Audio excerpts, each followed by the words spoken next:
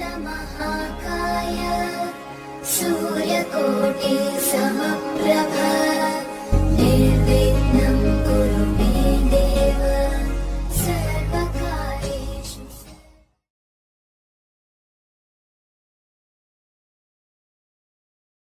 मेरे बहुत ही प्रिय और बेहद सम्मानित साथियों, हृदय की असीम गहराइयों से अभिनंदन, बहुत बहुत हार्दिक स्वागत। साथियों, चर्चा हमारी जारी है चांडाल योग पर। जैसे कि पहले भी हमने चर्चा की कि प्रत्येक अशुभ या प्रत्येक बुरी युति हमेशा गलत परिणाम दे, ये बिल्कुल भी आवश्यक नहीं है। वैसे ही गुरु और राहु की युति, जिसको कि ज्योतिष में चांडाल योग के नाम से जाना जाता है, ये भी सदैव स्थिति में बुरे परिणाम प्रदान नहीं करती है। साथियों, इसीलिए हम ये एक विशिष्ट श्रृंखला लेकर के आए हैं, जिसमें आज हम चर्चा करेंगे धनु लग्न की जन्म पत्रिका। यदि आप भी धनु लग्न के हैं तो अपनी जन्म पत्रिका उठा लीजिए और देखिए कि क्या कहीं उसमें गुरु और राहु की युति तो नहीं। और यदि आपका लग्न कोई और है तो यहां आई बटन में हम उसका भी लिंक दे रहे हैं, ताकि आप अपने लग्न से संबंधित एपिसोड जाकर के देख सकें। साथियों, हमारा ये प्रयास रहता है कि आने वाले जितने भी कमेंट्स हैं उसमें से ज्यादातर कमेंट्स को हम शामिल करें। इसके लिए हम दो कार्य करते हैं। एक तो प्रत्येक एपिसोड के अंत में हम किसी न किसी जातक का कमेंट शामिल करते हैं। उसके लिए आपको अपना कमेंट लिखने से पहले #आचार्य चंद्रकांत इस शब्द का प्रयोग करना है, और जो एक बहुत ही सरल सा प्रश्न, आपके ज्ञान को बढ़ाने वाला प्रश्न, इसी एपिसोड से संबंधित प्रश्न इस एपिसोड के अंत में आपसे पूछा जाएगा, उसका सही उत्तर आपको लिख करके जरूर भेजना है। दूसरी प्रक्रिया है कि प्रति माह जो अंतिम रविवार आता है, उस दिन लगभग दोपहर के 12:15 बजे के आसपास हम आपके समक्ष YouTube पर लाइव उपस्थित होते हैं। उस समय भी आप कमेंट के माध्यम से अपना कोई भी एक प्रश्न पूछ सकते हैं। तो आइए साथियों, बिना किसी देरी किए धनु लग्न में चांडाल योग क्या परिणाम प्रदान करेगा जानते हैं। साथियों, ये जो आप जन्म पत्रिका एक देख पा रहे हैं, 9 नंबर से ये जन्म पत्रिका प्रारंभ हो रही है, इसलिए हमने इसको नाम दिया है कि ये है एक धनु लग्न की जन्म पत्रिका। चांडाल योग जो कि गुरु और राहु इन दोनों के एक साथ विराजमान होने पर बनता है। अब गुरु जो है इस जन्म पत्रिका में लग्नेश भी है और साथ ही सुखेश भी है, परंतु दो केंद्र का अधिपति होने के कारण ये अच्छा परिणाम नहीं देगा, क्योंकि ज्योतिष की भाषा में यहां पर एक दोष, जिसको कि केंद्राधिपति दोष कहा जाता है, वो यहां पर स्पष्ट रूप से लग जाएगा। हालांकि गुरुदेव इस जन्म पत्रिका में इस व्यक्ति के व्यक्तित्व के स्वामी होंगे, उसके सुख के स्वामी होंगे, माता संबंधी जितने भी इनको कष्ट, परेशानियां या सुख झेलने पड़ेंगे उसके स्वामी होंगे, संपत्ति अपने घर के स्वामी होंगे, वाहन के स्वामी होंगे। इस पर हम आगे चर्चा करें उससे पहले आप ये जरूर ध्यान दीजिए कि गुरु और राहु की जो डिग्री है वो बहुत ज्यादा मायने रखती है। बहुत कम डिग्री और बहुत ज्यादा डिग्री, जैसे कि 28-29 डिग्री या इससे अधिक का कोई ग्रह है तो वो कोई प्रभाव नहीं छोड़ता है। 0 डिग्री यदि हो गया है तो भी वो कोई प्रभाव नहीं छोड़ता है। तो आइए साथियों, बात हम शुरू करते हैं इस जन्म पत्रिका के लग्न से। यदि लग्न में ही गुरु और राहु इन दोनों की युति विराजमान है, गुरुदेव हालांकि यहां पर बहुत ही सुंदर पंच महापुरुषों में से एक योग हंस योग का निर्माण कर रहे हैं, परंतु जैसा कि मैंने कहा कि केंद्राधिपति दोष से यहां पर गुरुदेव ग्रसित हो चुके हैं, इसलिए ऐसे व्यक्ति को वो बुद्धि तो देंगे परंतु कुटिल बुद्धि का धनी बनाएंगे। वो अपनी बुद्धि को बजाय सही कार्यों में, बजाय सकारात्मक कार्यों में लगाने के नकारात्मक और गलत कार्यों में लगाएगा। पराक्रमी भी ऐसा व्यक्ति बहुत ज्यादा होगा, परंतु वो अपने साहस, पराक्रम, अपने आत्मविश्वास का प्रयोग भी दुरुपयोग में ज्यादा करेगा, ना कि किसी की भलाई करने में। परंतु ये युति इस व्यक्ति को धन कुबेर, धनपति अवश्य बनाती है। किसी न किसी मार्ग से इनके पास निरंतर धन आता ही रहता है। साथियों, बात धन भाव, कुटुंब भाव या जिसको द्वितीय भाव कहा जाता है उसकी।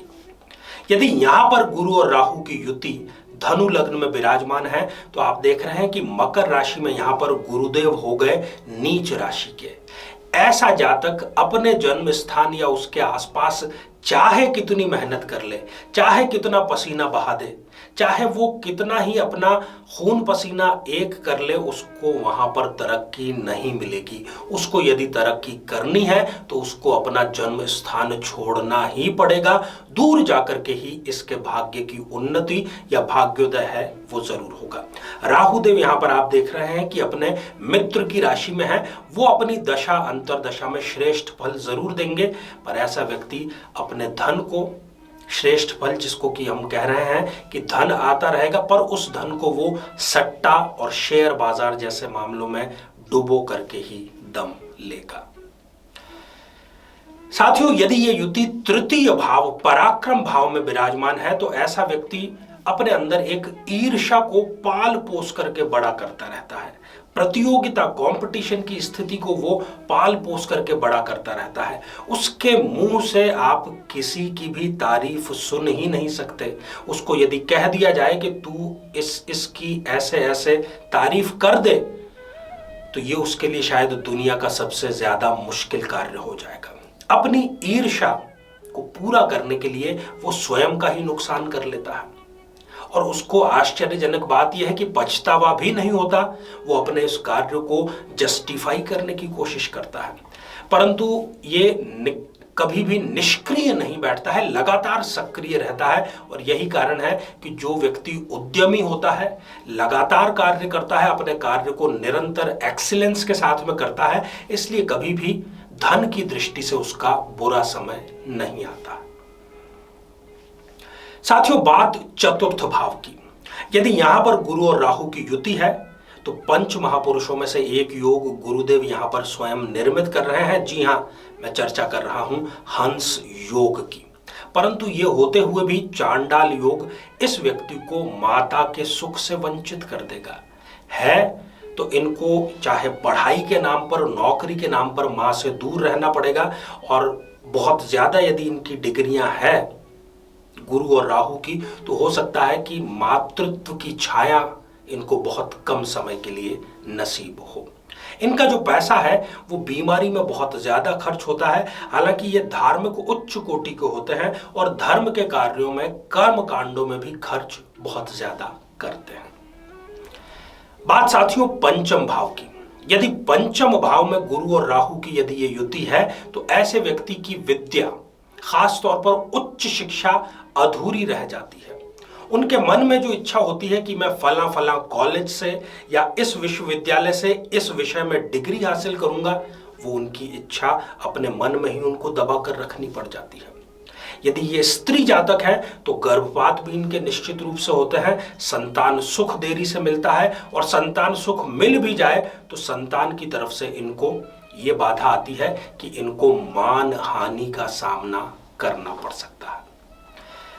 साथियों, छठा भाव। यदि ये युति छठे भाव में विराजमान है, राहु यहां पर हो गए उच्च राशि के, इस कारण से इसको सफलता तो मिलेगी, परंतु 40 वर्ष की आयु तक इनके जीवन में जबरदस्त संघर्ष देखने को मिलता है। मोटापा इनका उम्र से इतना ज्यादा इनको दिखाता है कि कई बार इनको शर्मिंदगी का शिकार भी होना पड़ सकता है। थायराइड से ये ग्रसित हो सकते हैं। हालांकि ये डिग्री बहुत ऊंची नहीं हासिल कर पाते, परंतु इनके अध्ययन का शौक किसी न किसी तरीके से पूरा होता ही रहता है। बात साथियों सप्तम भाव की।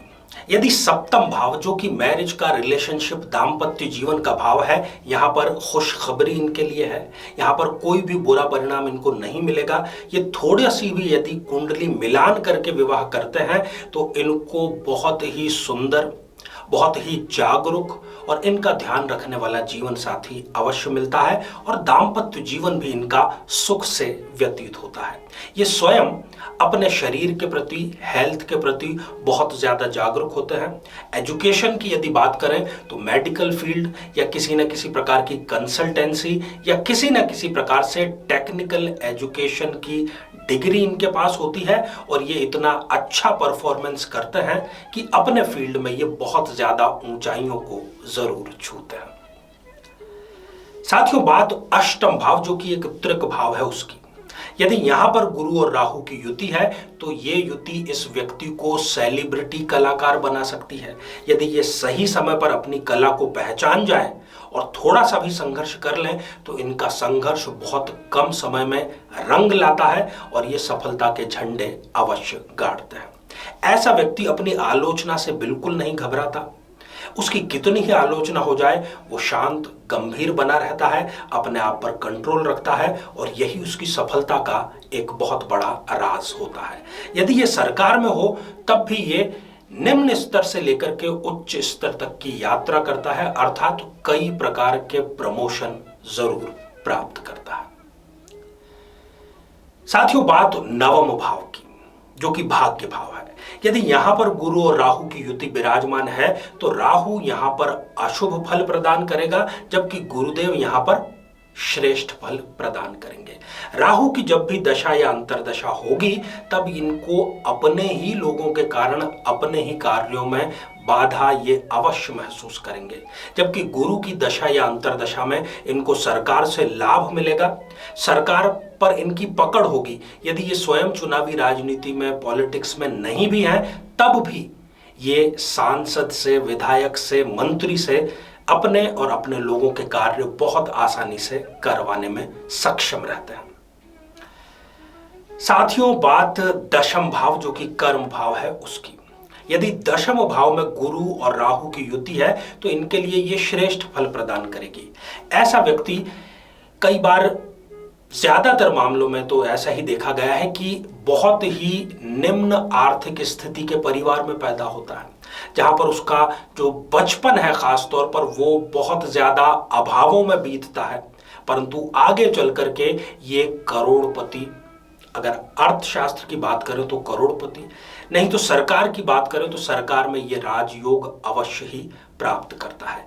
ये व्यक्ति कल की इतनी तैयारी करके रखता है कि इसको आने वाला संकट कभी भी परेशान नहीं कर पाता है, क्योंकि इनके पास में सभी प्रकार के रिसोर्सेज पहले ही तैयार होते हैं और इनकी विल पावर इतनी जबरदस्त होती है कि कोई भी समस्या, कितना भी गंभीर संकट इनको अडिग रहने पर ही मजबूर करता है, गिराता बिल्कुल भी नहीं है। साथियों, बात एकादश भाव लाभ भाव की। यदि यहां पर गुरु और राहु की युति विराजमान है तब भी इनको वो शुभ फल ही प्रदान करेगी। अपने से बड़े लोगों का इन पर हमेशा आशीर्वाद बना रहेगा। ये स्वयं उनको बहुत ज्यादा इज्जत देते हैं तो इनको बदले में आशीर्वाद मिलना तो बनता ही है। साथियों, स्वास्थ्य लाभ भी इनको बहुत अच्छा मिलता है। ये छोटी मोटी बीमारियों में इनको डॉक्टर की जरूरत नहीं पड़ती है। ये स्वयं अपनी ऑटो हीलिंग पावर से, प्राणायाम से, योग से, नियमित खान पान से स्वयं ही ठीक हो जाते हैं। मनोकामना इनकी गुरु की और राहु दोनों की अंतर्दशा या दशा में अवश्य पूर्ण होती है। ईश्वर में इनका अटूट विश्वास होता है। साथियों, बात व्यय भाव की। यदि व्यय भाव में गुरु और राहु की ये युति विराजमान है तो राहु देव देखिए कि आप यहां पर हो गए नीच राशि के, परंतु फिर भी ऐसा व्यक्ति कम से कम 5 से अधिक देशों की यात्राएं अवश्य करता है। उसको बौद्धिक चर्चा, इंटेलेक्चुअल डिस्कशंस बहुत ज्यादा पसंद होते हैं। सभी प्रकार के डरों पर वो जीत हासिल करता है। उच्च शिक्षा और सतत शिक्षा इनकी हमेशा चलती ही रहती है। तो आइए साथियों, अब हम बढ़ते हैं आज के हमारे कमेंट के चरण की ओर। आज हमने कमेंट शामिल किया है प्रियंका कुमारी जी का, जो कि उन्होंने लिखा है देहरी, बिहार से। प्रियंका जी, आपने पूछा है कि आपका विवाह कब होगा। आप स्वयं और माता पिता बहुत ही गंभीर हैं और बहुत ज्यादा प्रयास करने के बावजूद भी विवाह संपन्न नहीं हो पा रहा है। आपके लिए बहुत बड़ी खुशखबरी यह है कि इसी वर्ष 2021 में आपके विवाह के लिए एक बहुत अच्छा प्रस्ताव आएगा, परंतु जुलाई के बाद। आप आज से ही एक कार्य करें कि प्रति शनिवार आप किसी न किसी प्रकार की काली वस्तु किसी जरूरतमंद व्यक्ति को दान अवश्य करें। साथियों, अब आज का बेहद ही आसान सा प्रश्न। आज हमने चर्चा की धनु लग्न की, चर्चा की चांडाल योग की। धनु लग्न में लग्नेश कौन सा ग्रह होता है? साथियों, आप सभी स्वस्थ, समृद्ध और शांतिपूर्वक जीवन व्यतीत करें। नमस्कार।